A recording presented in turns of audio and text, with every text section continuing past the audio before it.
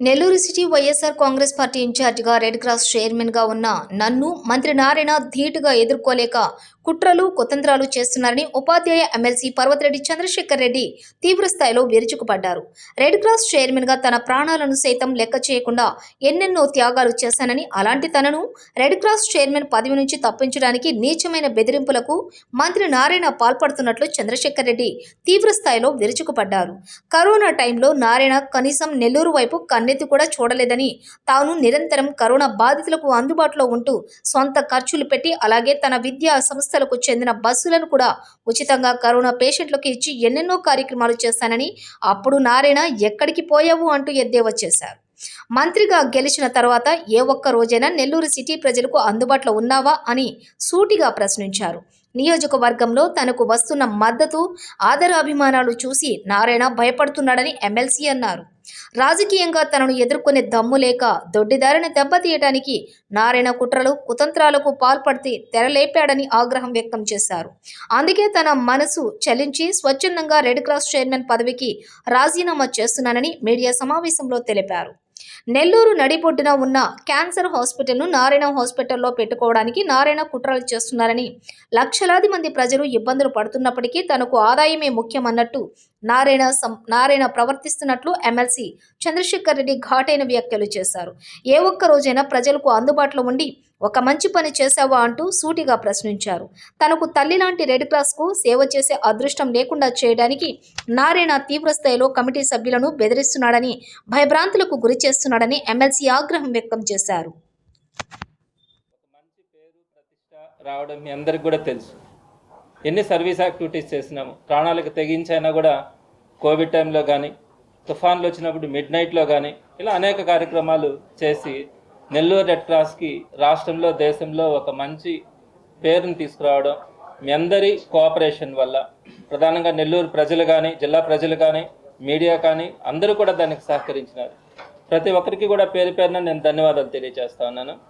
అయితే గడిచిన కొంతకాలంగా దీని మీద కొన్ని వార్తలు వస్తూ ఉన్నాయి. దానికి సంబంధించినటువంటి పూర్తి వాస్తవాల్ని మీ దృష్టికి తీసుకురావాలన్న ఒక లక్ష్యంతో ఈరోజు నేను మీ ముందుకు రావడం కూడా జరిగింది. ప్రధానంగా డిసెంబర్ 27వ తేదీన స్టేట్ నుంచి ఒక లెటర్ వచ్చింది. అది మీ అందరికీ కూడా సర్క్యులేట్ అవుతూ ఉంది. అదేవిధంగా ఈరోజు మార్నింగ్ కలెక్టర్ గారు రేపు మార్నింగ్ ఆయన ఒక మేనేజింగ్ కమిటీ మీటింగ్ని పెడుతున్నట్టుగా మా అందరికీ కూడా నోటీసులు ఇవ్వడం ఈరోజు మార్నింగ్ వచ్చింది. సో దీనికి సంబంధించినటువంటి పూర్వాపరాల్ని ఏం జరుగుతూ ఉంది, నెల్లూరు రెడ్ క్రాస్కి సంబంధించి ఇక్కడ ఏ విధమైనటువంటి పరిస్థితులు ఉన్నాయో నేను మీ దృష్టికి కొన్ని తీసుకొని వస్తాను.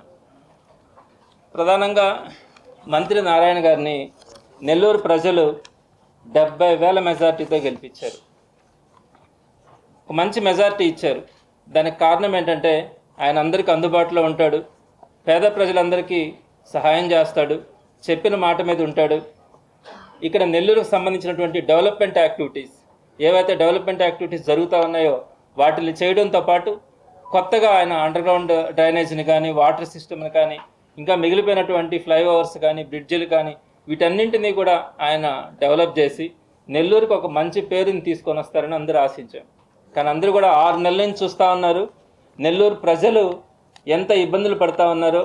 ఆయన ఏకపక్ష ధోరణి, ఎవరిని పట్టించుకోకుండా ఆయన తీసుకుంటున్నటువంటి నిర్ణయాలు అందరూ కూడా గమనిస్తూ ఉన్నారు, బాధపడుతూ ఉన్నారు. ఇందుక మనం 70,000 మెజార్టీ ఆయనకి ఇచ్చింది అని. సో నేను ఇక్కడ 2 పాయింట్స్ని అక్కడ ఇక్కడ చెప్తా ఉన్నాను.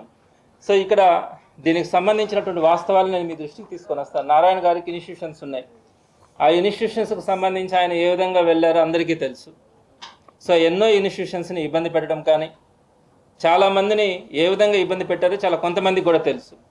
అయితే ఇప్పుడు ఆయన రెడ్ క్రాస్ సంబంధించి ఆయన ఇన్వాల్వ్ కావడం అన్నది, ఏ విధంగా ఎందుకు ఇన్వాల్వ్ అయినాడు అనే విషయాల్ని నేను మీ దృష్టికి తీసుకొని వస్తాను.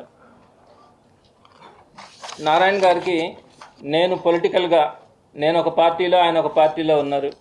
సో నా మీద ఆయనకి కొంత కోపం కానీ, లేకపోతే నా ఎదుగుదలని ఆయన సహించలేకపోవడం న్యాచురల్గా ఉండొచ్చు. నేను దానికి సిద్ధపడే వచ్చినాను, పాలిటిక్స్ని చేస్తాను. ఒక మంచితనంతో ప్రజలందరికీ దగ్గరగా ఉండాలా, ఏదైతే మనం మాట చెప్తామో వాటన్నింటినీ కూడా ప్రతిపక్షంలోనైనా కూడా ఒక నిజాయితీగా జగన్మోహన్ రెడ్డి గారి వెంట నడవడానికి నేను సిద్ధంగా ఉన్నాను, తప్పకుండా కూడా నడుస్తాను. సో దాంట్లో ఏదైనా ఆయనకి పొలిటికల్ ఇష్యూస్ ఉంటే, నా మీద ఏదైనా బాధ ఉంటే నేను దానికి బాధపడను. కానీ రెడ్ క్రాస్ లాంటి వాటిల్లో ఆయన ఇన్వాల్వ్ కావడం. సో రెడ్ క్రాస్ గురించి మొత్తం 13 ప్రాజెక్టులు రెడ్ క్రాస్లో ఉన్నాయి. ఒకటి cancer hospital, blood bank, spastic centre, ఇలా మొత్తం 13 ప్రాజెక్ట్స్, మేజర్ ప్రాజెక్ట్స్ని మన నెల్లూరు రెడ్ క్రాస్ రన్ చేస్తూ ఉంది. అయితే ఇక్కడ నేను మీకు కొన్ని వాస్తవాల్ని మీ దృష్టికి తీసుకొని వస్తా ఉన్నాను.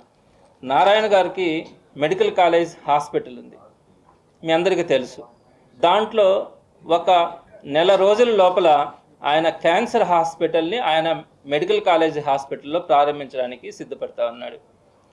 దీనికి సంబంధించి క్యాన్సర్ హాస్పిటల్ అంటే 3 డిపార్ట్మెంట్స్ ఉండాలి. ఒకటి radiation oncology, medical oncology, surgical oncology.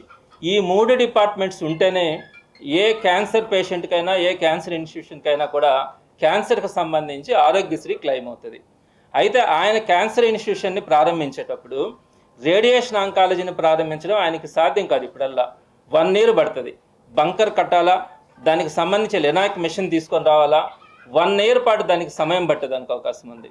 ఆయన మెడికల్ ఆంకాలజీ, సర్జికల్ ఆంకాలజీ ఈ రెండింటినీ ప్రారంభించాలని, రేడియేషన్ ఆంకాలజీకి సంబంధించి ఆయన ఇప్పుడు బంకర్ని కట్టే పరిస్థితిలో 1 year దాకా లేడు. కాబట్టి నాకు ఒక నెల రోజుల క్రితం, నేను వాస్తవాలు చెప్తా ఉన్నాను, ఒక నెల రోజుల క్రితం నాకు వాళ్ళ ప్రిన్సిపల్ ఫోన్ చేసి, సార్ మేము ఇట్లా క్యాన్సర్ ఇన్స్టిట్యూషన్ పెట్టాలనుకుంటున్నాము, మేము రేడియేషన్ ఆంకాలజీని స్టార్ట్ చేయడం సాధ్యం కాదు, కాబట్టి ఆరోగ్యశ్రీ రావడం ఇబ్బంది అవుతుంది, మీ క్యాన్సర్ హాస్పిటల్తో మాకు MOU కావాలా అని అడిగారు. అంటే మేము రేడియేషన్ ఆంకాలజీకి సంబంధించి ఆ నారాయణ కాలేజీ వాళ్ళతో మేము ఒక MOUని ఇవ్వాలా అని నేను మా వాళ్ళతో మాట్లాడతానని చెప్పాను. మా వాళ్ళందరూ కూడా ఒకటే చెప్పారు, నారాయణ వాళ్ళ చేతిలోకి కనుక పోతే వాళ్ళు PR వాళ్ళని పెట్టుకొని హాస్పిటల్ని ఇబ్బంది పెట్టి హాస్పిటల్ లేకుండా చేసేదానికి కూడా అవకాశం ఉంటుందేనని. వాస్తవం నాకు తెలుసు ఆ ఇష్యూ. సో నేను రెస్పాండ్ కాలేదు వాళ్ళకి. ఆ తర్వాత వాళ్ళు ఏం చేశారంటే నేరుగా క్యాన్సర్ హాస్పిటల్లో ఉన్నటువంటి మెడికల్ సూపరింటెండెంట్కి, CMO అని వాళ్ళిద్దరినీ కలిసి MOU, రిసెప్షన్లో ఎవరు ఉండడానికి ధైర్యం చేయకపోతే మేము రిసెప్షన్లో ఉన్నాము.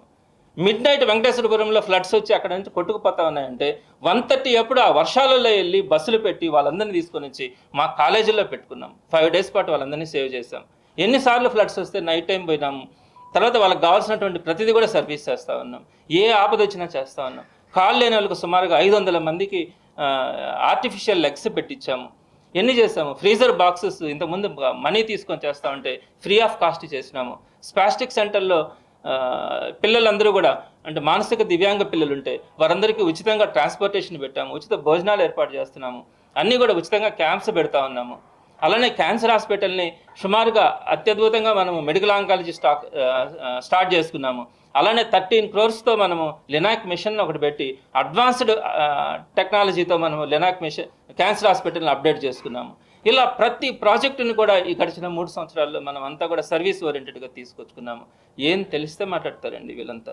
రెడ్ క్రాస్ గురించి వీళ్ళకి ఏం తెలుసు? కనీసం 7 fundamental principles గురించి తెలుసా? రెడ్ క్రాస్ యాక్టివిటీస్లో ఎలా ఉండాలో తెలుసా? ఎవరు ఉండాలో తెలుసా?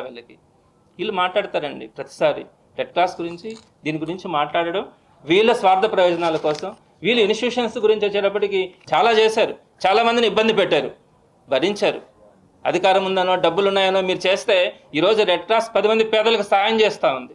10 మంది పేదలకి ఇది అక్కడ బ్లడ్ బ్యాంక్ కానీ ప్రతి ఒక్కటి కూడా, అక్కడ ఉన్నటువంటి ప్రతి ప్రాజెక్టు కూడా పేదలకు అండగా నిలబడి సర్వీస్ చేస్తూ ఉంది.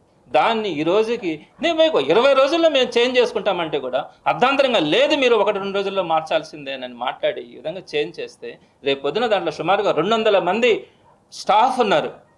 సుమారుగా రోజు కూడా అక్కడికి బ్లడ్ బ్యాంక్కి కానీ, క్యాన్సర్ హాస్పిటల్కి కానీ, స్పాస్టిక్ సెంటర్కి కానీ, జనరిక్ మెడికల్ కానీ, వ్యాక్సినేషన్ క్లినిక్కి కానీ కొన్ని 100 మంది వస్తూ ఉన్నారు. వారందరి పరిస్థితి ఏంటి ఆలోచించారా? ఏ రోజైనా మీరు తెలుసుకున్నారా? మీ ఇన్స్టిట్యూషన్కి ఒక చిన్న ఇబ్బంది వస్తే మీరు ఎంత గిలగిల్లాడతారు? మరి పేదలకు ఉపయోగపడేది ఈ రోజు అర్ధాంతరంగా దాని మీద మీరు యాక్షన్స్ తీసుకొని మీరు గందరగోళం చేయాలనుకుంటే ఇది న్యాయమా? నెల్లూరు ప్రజలు మీరు చెప్పండి. మీ అందరికీ తెలుసు కదా ఎంత సర్వీస్ చేసిందో నెల్లూరు రెడ్ క్రాస్. అంత అర్జెన్సీ ఏముంది? ఎందుకు ఈ విధంగా చేయాలనుకుంటున్నారు? అయినా నేనేం ఉండాలని నేనేం కోరుకోవట్లేదు. నేను ఏ పని చేసినా పర్ఫెక్ట్గానే చేయాలనుకుంటాను. కాలేజ్ చూశాను, తర్వాత రెడ్ క్రాస్ చూశాను, తర్వాత టీచర్ MLCగా చేస్తూ ఉన్నాను. ఆ తర్వాత ఇప్పుడు నాకు ఒక బాధ్యతని 5 సంవత్సరాలు ప్రతిపక్షంలో ఉండాలన్నా కూడా నిజాయితీగా జగన్మోహన్ రెడ్డి గారు ఏ నిర్ణయం తీసుకున్నా జగన్మోహన్ రెడ్డి గారు అడుగులు అడుగేస్తూ ప్రతిదాన్ని కూడా వైఎస్ఆర్సీపీ నాయకులకు కానీ కార్యకర్తలకు కానీ అండగా ఉంటూ వారికి అన్నదమ్ముడులాగా నేను ఉండాలనుకుంటున్నాను. వారి కష్టాల్లో కష్టంగానే నడుస్తాను. నేనేం తప్పు చేశాను?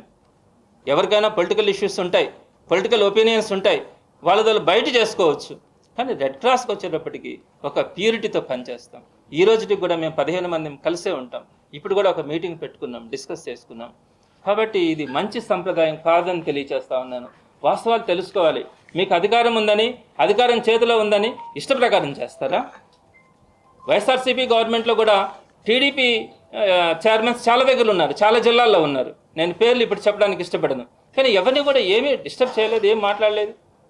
సరే, ఇక్కడ కూడా చేశారు, దానికి కూడా కాదనట్లేదు. పెట్టుకోండి, మీ ఇష్టం వచ్చినట్టు పెట్టుకోండి, ప్రజలే న్యాయం చెప్తారు. కానీ ఒక 15 రోజులు 20 రోజుల్లో రాజీనామా చేస్తామని అంటే కూడా నేను సిటీ ప్రజలకు అందుబాటులో ఉండాలని ఈ విధంగా చేయడం అన్నది ధర్మం కాదు, న్యాయం కాదు, ఇది మంచి సంప్రదాయం కాదు అని నేను నారాయణ గారికి చెప్తా ఉన్నాను. నేను నారాయణ గారికి ఒకటే చెప్తా ఉన్నాను, నేను ఈరోజు రాజీనామా చేస్తున్నాను చైర్మన్గా.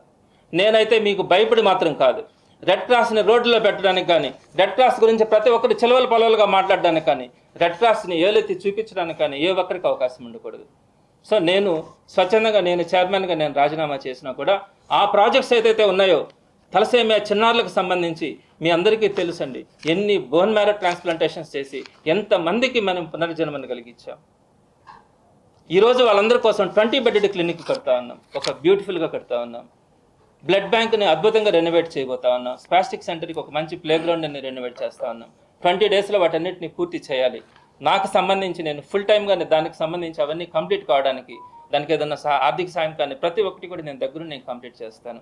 అదేవిధంగా నారాయణ గారికి కూడా చెప్తా ఉన్నాను, మీ తరం కాదు, రెడ్ క్రాస్ లాంటి స్వచ్ఛంద ఆర్గనైజేషన్స్ని మీరు ఇబ్బంది పెట్టడానికి కానీ, దాన్ని నేను ఒకవేళ చైర్మన్గా లేకపోయినా కూడా ప్రజలు ఎవరు ఊరుకోరు, అలానే రెడ్ క్రాస్ మెంబర్స్ ఎవరు కూడా సహించరని తెలియజేస్తా ఉన్నాను. తప్పకుండా మేనేజింగ్ కమిటీతో పాటు నేను నడుస్తాను.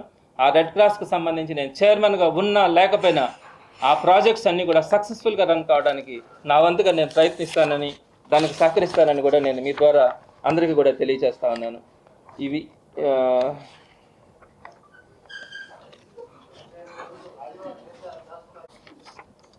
నా రాజీనామా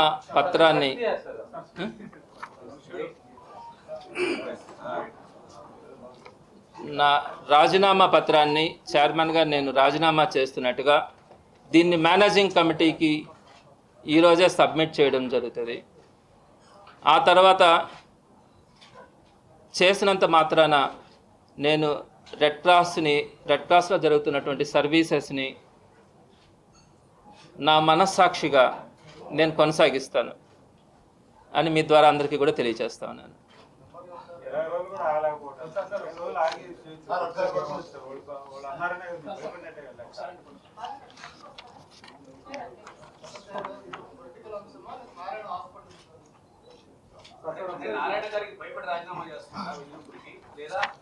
ఇక్కడ నేను అదే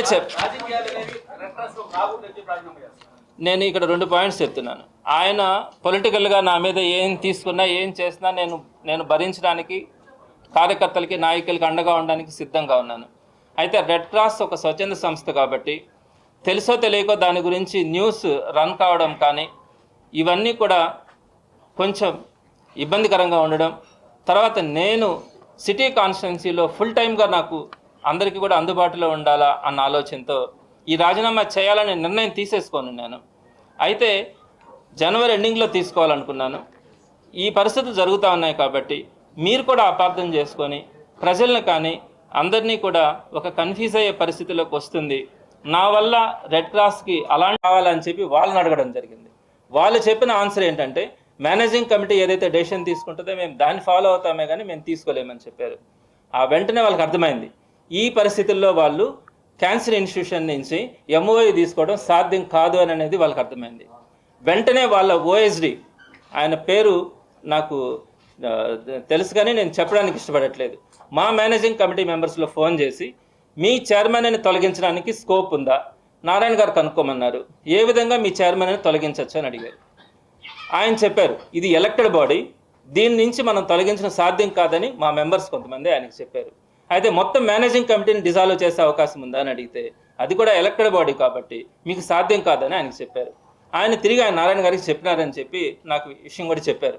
అంటే అలా సాధ్యం కాదంటానని ఆ వెంటనే మా మెంబర్స్ని పిలిపించి వాళ్ళందరినీ కూడా బెదిరింపు ధోరణితో మీరు చైర్మన్, నేను చెప్పేటివన్నీ వాస్తవాలు, మీరు ఎంక్వైరీ చేసుకోవచ్చు. నేను మీతో పాటు ఉండేవాడిని, మీతో పాటు నడిచేవాడిని. ఎప్పుడు కూడా ఏ ఒక్క విషయంలో కూడా నేను చిన్న మాట కూడా నేను తప్పు చెప్పట్లేదు. అందరినీ పిలిచి కూడా బెదిరిస్తూ వాళ్ళని మీ చైర్మన్ని కనుక మీరు తీసేయకపోతే మొత్తం ఎంక్వైరీ చేయించి మొత్తం మేనేజింగ్ కమిటీనే రద్దు చేయించే పరిస్థితి తీసుకొని వస్తాం. ప్రభుత్వం మా దగ్గర ఉంది, అధికారం ఉంది, అది తెలుసుకొని మీరు ఏదో ఒకటి ఆలోచించుకోండి అని చెప్పారు. వాళ్ళు నా దగ్గరకు వచ్చారు. వాస్తవం నేను చెప్తా ఉన్నాను, వాళ్ళు నా దగ్గరకు వచ్చినప్పుడు మేనేజింగ్ కమిటీ మెంబర్స్ అందరికీ కూడా తెలుసు. నేను 3 నెలల నుంచి నేను రిజైన్ చేస్తాను, నేను నెల్లూరు సిటీ కాన్స్టిట్యున్సీ మీద నేను కాన్సన్ట్రేట్ చేయాలి, ప్రజలందరికీ అందుబాటులో ఉండాలి, ఫుల్ టైం నేను వాళ్ళతో పాటు నడవాలి, కాబట్టి నేను ఇక్కడ నేను ఉండలేనని చెప్తే వాళ్ళు నాకు చెప్పినటువంటి సమాధానం ఏంటంటే కొద్ది రోజులు ఉండండి, ప్రాజెక్ట్స్ అన్నీ రన్ అవుతూ ఉన్నాయి. అంటే ఇప్పుడు కన్స్ట్రక్షన్ చేస్తూ ఉన్నాం. తలసేమియా ప్రాజెక్టుని 20 బెడ్ హాస్పిటల్ని డొనేషన్స్ అవి తీసుకొచ్చి కన్స్ట్రక్ట్ చేస్తూ ఉన్నాం. బ్లడ్ బ్యాంక్ని రెనోవేట్ చేస్తూ ఉన్నాం. స్పాస్టిక్ సెంటర్కి సంబంధించి ప్లే గ్రౌండ్స్ కానీ అవన్నీ కన్స్ట్రక్ట్ చేస్తూ ఉన్నాం. ఒక 20 days దాకా ఆ వర్క్స్ అన్నీ కూడా పడతాయి. చాలామంది దానికి సంబంధించినటువంటి డొనేషన్స్ కూడా ఇచ్చారు. సో ఇవన్నీ జరుగుతూ ఉన్నాయి, కొంతకాలం వెయిట్ చేయమని చెప్పారు. సో ఇప్పుడు ఏదైతే ఈ మా మేనేజింగ్ కమిటీ మెంబర్స్ని వాళ్ళు పిలిచి మీరు చైర్మన్ని తీసేయండి లేకపోతే మేనేజింగ్ కమిటీనే రద్దు చేయాల్సి వస్తుందని చెప్పినారు. వాళ్ళు మన దగ్గరకు వచ్చినప్పుడు మేము 15 మంది అటెండ్ కావడానికి అందరం కూడా అటెండ్ అయినాం. అప్పుడు అందరూ కూడా నాతో ఒకటే చెప్పారు, సో ఈ ప్రాజెక్ట్స్ అన్నీ కూడా 20 daysలో మన కన్స్ట్రక్షన్స్ అన్నీ అయిపోతూ ఉన్నాయి, ఇవి కంప్లీట్ చేయండి ఫస్ట్ అని చెప్పారు. అప్పుడు నేను వాళ్ళతో చెప్పాను, సరే నాకు కూడా ఇష్టం లేదు కాబట్టి ఉండడం అన్నది కొనసాగడం అన్నది ఒక 20 రోజులు టైం తీసుకొని నేను ఈ ప్రాజెక్టులన్నీ కూడా కంప్లీట్ చేయించేసి నేను రిజైన్ చేస్తాను జనవరి ఎండింగ్ లోపల అని చెప్పడం జరిగింది. అయితే ఈ విషయాన్ని వాళ్ళు క్యారీ చేసిన తర్వాత మళ్ళా ఆ 20 రోజుల దాకా కూడా ఓపిక పట్టలేక స్టేట్ నుంచి ఒక లెటర్ని తీసుకొని వచ్చారు. అది చాలా అసంబద్ధమైనది, నేను దాని గురించి కూడా మీకు వివరిస్తాను. స్టేట్ నుంచి ఒక లెటర్ తీసుకొచ్చిన తర్వాత నేను కలెక్టర్ గారిని కలిశాను. కలెక్టర్ గారిని కలిసి నేను చెప్పాను, సార్ ఈ విధంగా ప్రాజెక్ట్స్ రన్ అవుతూ ఉన్నాయి, పాలిటిక్స్ అన్నది ఇక్కడ మేము ఎవరం కూడా ఇన్వాల్వ్ కాము, రెడ్ క్రాస్ ప్రెమిసెస్లో ఓన్లీ సర్వీస్గానే ఉంటుంది, బయట ఎవరైనా కూడా ఏదైనా ఎవరి ప్రొఫెషన్లో వాళ్ళు ఉండొచ్చు, దాంట్లో తప్పులేదు, కానీ ఒక్కసారి రెడ్ క్రాస్ ప్రిన్సెస్లోకి వచ్చిన తర్వాత సర్వీస్ మోటోతోనే వెళ్తాము.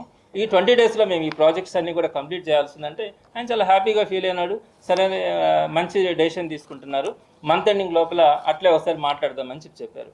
అయితే ఒక 3 days బ్యాక్ మళ్ళా వీళ్ళందరూ కూడా మళ్ళీ మెంబర్స్ని పిలిపించి ఎటువంటి పరిస్థితుల్లో 2-3 రోజుల లోపల మీరు చైర్మన్ అని మార్చాల్సిందే అని చెప్పి పట్టుబట్టి మళ్ళా ఈ మేనేజింగ్ కమిటీని రేపు పెట్టడం కూడా జరిగింది. ఎందుకంటే వాళ్ళకి ఆ క్యాన్సర్ ఇన్స్టిట్యూషన్తో సంబంధించిన MOU ఎమర్జెన్సీ ఉంది. నెక్స్ట్ అలానే వాళ్ళు పొలిటికల్గా కానీ ఏ విధంగానైనా కూడా ఇబ్బంది పెట్టాలన్న ఆలోచనతో వాళ్ళు వెళ్తున్నారు. కాబట్టి వాళ్ళు ఆలోచించిన విధానం కానీ వెళ్తున్నటువంటి తీరు కానీ నెల్లూరు రెడ్ క్రాస్ని ఏం చేయాలనుకుంటున్నారనేది ఒక బాధాకరమైనటువంటి విషయం. ఇప్పుడే నేను మేనేజింగ్ కమిటీ మెంబర్స్ అందరితో కూడా మాట్లాడాను, ఇది సరైనటువంటి సంప్రదాయం కాదు. వాళ్ళు అంటే ఇప్పుడు ఒకటి వాళ్ళు మనకు స్టేట్ నుంచి వచ్చినటువంటి లెటర్ గురించి నేను మీకు కొన్ని వాస్తవాలు చెప్తాను. రెడ్ క్రాస్ గురించి ఒక పార్లమెంటరీ యాక్ట్ ప్రకారం మా అందరికీ కూడా ఒక కామన్ రూల్స్ ఉంటాయి, యూనిఫామ్ గైడ్లైన్స్ అంటాం. వాటన్నింటిని బట్టే ఫాలో అవుతాం. యూనిఫామ్ గైడ్లైన్స్ అనేది ఒకటి ఉంటుంది. దీంట్లో ఉన్నటువంటి వాస్తవాలు ఏంటంటే ఒక లైఫ్ మెంబర్గా ఎవరైనా జాయిన్ కావాలంటే క్యాస్ట్ చూడకూడదు, రిలీజియన్ చూడకూడదు, పొలిటికల్ ఇష్యూస్ చూడకూడదు, ఎవరైనా కూడా లైఫ్ మెంబర్గా జాయిన్ కావచ్చు అన్నది మా యూనిఫామ్ గైడ్లైన్స్లో ఉంటుంది. అలానే ఎలక్షన్స్లో కంటెస్ట్ చేయాలంటే రెడ్ క్రాస్ ఎలక్షన్స్లో కంటెస్ట్ చేయాలంటే ఏ లైఫ్ మెంబర్ అయినా కూడా కంటెస్ట్ చేయొచ్చు, ఓటు వేయచ్చు, తను నిలబడవచ్చు అనేది కూడా ఉంటుంది. సో పొలిటికల్ ఇష్యూస్ అన్నది ఇక్కడ మెయిన్ కాదు. అయితే మేము సర్వీస్ చేసేటప్పుడు కులాల ప్రకారం, మతాల ప్రకారం, పొలిటికల్ ఇష్యూస్ ప్రకారం సర్వీస్ చేయకూడదు లోపల, అది మాత్రమే ఉంటుంది. కానీ 7 principles దానికి వర్తిస్తాయి. కానీ మేము బయట ఏ ప్రొఫెషన్లోనైనా ఉండొచ్చు. అటు అనుకుంటే పోయినసారి మేము రెడ్ క్రాస్ ఎలక్షన్స్లో కంటెస్ట్ చేసేటప్పుడు అన్ని పార్టీల వాళ్ళు ఉన్నారు, కమ్యూనిస్టులు ఉన్నారు, బీజేపీ వాళ్ళు ఉన్నారు, టీడీపీ వాళ్ళు ఉన్నారు, వైసీపీ వాళ్ళు ఉన్నారు, అందరూ ఉన్నాం కదా. అప్పుడు వైసీపీ గవర్నమెంటే ఉంది కదా, ఆ రోజు ఎవరిని చూడలేదే. సో కాబట్టి అదేవిధంగా నేను మీకు ఇంకొక విషయం కూడా చెప్తా ఉన్నాను. ఇండియన్ రెడ్ క్రాస్ సొసైటీకి ఒక కామన్ రూల్స్ ఉంటాయి. దీన్ని అమెండ్ చేసే హక్కు ఏ స్టేట్కి ఉండదు, ఏ జిల్లాకి ఉండదు. స్టేట్ పంపించినటువంటి లెటర్ కూడా చెల్లుబాటు కాదు. వాళ్ళు ఒక లెటర్ని పంపించి దాన్ని ఇంప్లిమెంట్ చేయాలంటే నేషనల్ హెడ్ క్వార్టర్స్ నుంచి వాళ్ళు దానికి అప్రూవల్ తీసుకోవాలి. మా నేషనల్ హెడ్ క్వార్టర్స్ చైర్మన్ ఎవరు? Health minister, union health minister. అతను ఒక బీజేపీ లీడర్. అతనికి ఒక పొలిటికల్ ఇష్యూస్ ఉంటాయి, పొలిటికల్ ఇష్యూస్ గురించి మాట్లాడతారు. ప్రతి స్టేట్లో కూడా చాలా జిల్లాలలో, ప్రధానంగా గుజరాత్లలో అయితే చాలా జిల్లాలలో బీజేపీ వాళ్ళు డిస్ట్రిక్ట్ ప్రెసిడెంట్స్గా ఉన్నారు. కేరళలో అయితే చాలా జిల్లాలలో కమ్యూనిస్ట్ వాళ్ళ లీడర్స్ ప్రెసిడెంట్ చైర్మన్స్గా ఉన్నారు. కాబట్టి మాకు బయట ఏం చేసుకుంటున్నాం అనేది ప్రధానం కాదు. మేము సర్వీస్ యాక్టివిటీస్కి వచ్చేటప్పటికి నిస్వార్థంగా చేయగలగాలి, ఒక మంచి మనసుతో చేయగలగాలి. ఇది మాత్రమే మా దగ్గర ఉంటుంది, దాని ప్రకారమే వెళ్తా ఉన్నాం. అంతేగాని వీళ్ళు కొత్త రూల్స్ వీళ్ళకి ఏం తెలుసు అండి? నేను ఒకటి అడుగుతాను. ఇప్పుడు ఏదైతే ఈ మంత్రి గారు కానీ వాళ్ళకి సంబంధించిన ఒక వ్యక్తి అయితే ఏదైతే హైపర్ యాక్టివ్ చూపించి ఎన్ని చేస్తున్నాడో, అసలు రెడ్ క్రాస్ గురించి వాళ్ళకి కొంచెమైనా తెలుసా? రెడ్ క్రాస్కి ఏ రోజైనా ₹1 సాయం చేస్తున్నారా? రెడ్ క్రాస్లో ఒక్కరోజు పని చేస్తారా? మేము చేశామండి. కోవిడ్లో వీళ్ళందరూ ఇళ్లలో పడుకొని ఉంటే మేము రోడ్డు మీదనే తిరిగాం. మీరందరూ కూడా ప్రెస్ వాళ్ళు కూడా తిరిగారు. డెడ్ బాడీస్ని మా చేతులు కూడా మేము క్రిమేషన్ చేసామండి. నడి రోడ్డు మీద తిరిగాము. కోవిడ్ హాస్పిటల్స్లో మేము సర్వీస్ చేసాము. అక్కడికి వచ్చినటువంటి పేషెంట్స్కి కానీ అటెండెన్స్కి కానీ భోజనాలు మేము అక్కడ నుండి సప్లై చేసాము. రిసెప్షన్లో ఎవరు ఉండడానికి ధైర్యం చేయకపోతే